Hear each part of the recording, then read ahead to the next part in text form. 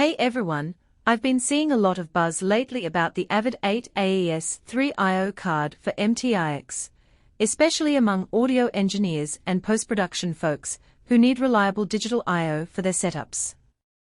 I finally got my hands on one, and I wanted to share what it's like to use in real-world sessions. Link is in the description if you want to check the product details on Amazon. So, what's the big deal with this card? Well, if you're running an Avid MTRX system, you know how critical clean digital audio routing can be.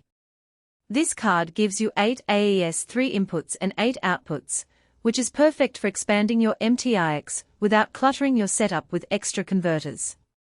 Whether you're tracking a full band, mixing a film score, or just need more I/O for a complex session, this card slots right into your MTRX and gives you that extra flexibility without the hassle of external boxes. One of the first things I noticed is how seamless the integration is. The card just snaps into the MTRX like it was always meant to be there. No weird drivers or software hiccups, just plug it in, assign your channels in Pro Tools or your DAW of choice, and you're good to go. That's a huge time saver, especially when you're on a tight deadline and don't have time to troubleshoot. I've been using it in a few different scenarios, and it's held up really well. For example, I recently recorded a live session with a full orchestra, and I needed to capture 8 separate stereo pairs of room mics. Instead of renting or borrowing converters, I just popped this card into my MTRX, routed the AES3 feeds straight into Pro Tools, and everything locked in perfectly. The audio quality was clean, no dropouts, no sync issues, just solid, reliable performance. That's exactly what you want when you're dealing with high-stakes recordings. Another time, I was mixing a surround sound project, and I needed to send discrete channels to a Dolby Atmos renderer. The card made it easy to route those AES3 outputs without any extra gear.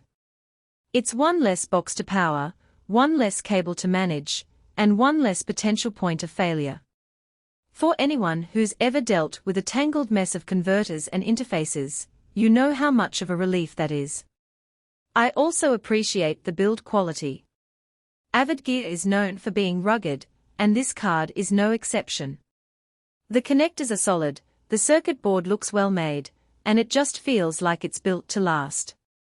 If you're investing in something like this, you want it to survive years of heavy use, and I have a feeling this card will do just that. Now, I should mention a couple of things to keep in mind. First, this card is specifically for the Avid MTRX system. If you're using a different interface, it's not going to work for you. That's a bummer if you were hoping to use it elsewhere, but it's also why it integrates so smoothly with the MTRX. It's designed for that ecosystem. Second, while the card itself is straightforward, you'll need to make sure your MTRX firmware is up to date. Avid occasionally updates their firmware to add compatibility with new cards, so it's worth checking before you buy if you're not on the latest version. All in all, if you're running an Avid MTRX and need more AES3 I/O, this card is a solid choice.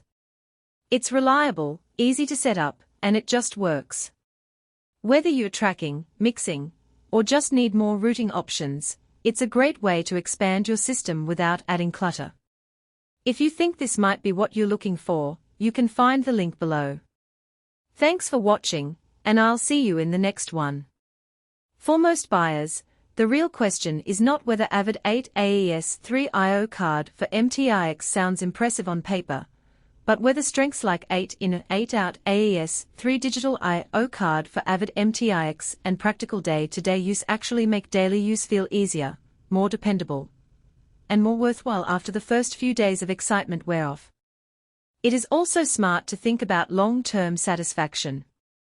A product like Avid 8 AES3 I card for MTRX usually feels like the better buy when it stays convenient, comfortable, and reliable in normal everyday use instead of only looking good in the listing.